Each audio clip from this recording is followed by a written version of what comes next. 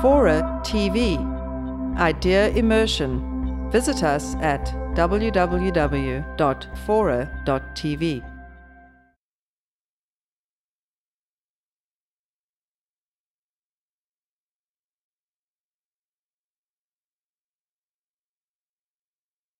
My other bit of policy involves not Iraq, but Iran.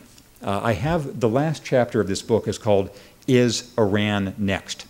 And the reasoning would be that we hear about, well, Iraq is not quite working out, but to go really to the root of the problem, you'd have to go to Iran, since we know they are actually working towards a nuclear weapon.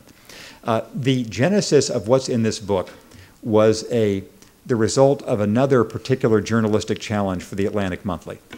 The December 2004 issue of the Atlantic was a nightmare for us, and here's the reason.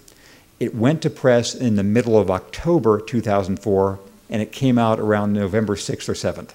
We went to press not knowing who the president would be. When it came out, all the readers would know who the president would be. So what could we do that would affect either person, a second Bush or a first Kerry? The answer was Iran. So we ran a big war game. We had generals, we had spies, we had Iran experts, and we said, let's set aside questions of ethics and diplomacy and plan out a preemptive strike on Iran's nuclear facilities. How would you do it? How would it work? What would it lead to? The conclusion of the war game was you couldn't do it. It couldn't work. That Iran had gone too far. There were too many sites. We didn't know where they were. Israel didn't know where they were. There wasn't a way to remove them. And, crucially, Iran had too many weapons in its arsenal. It could make things really bad in Iraq for us. It could destroy the oil market, etc.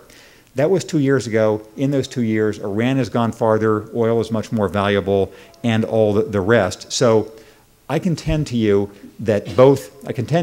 two things.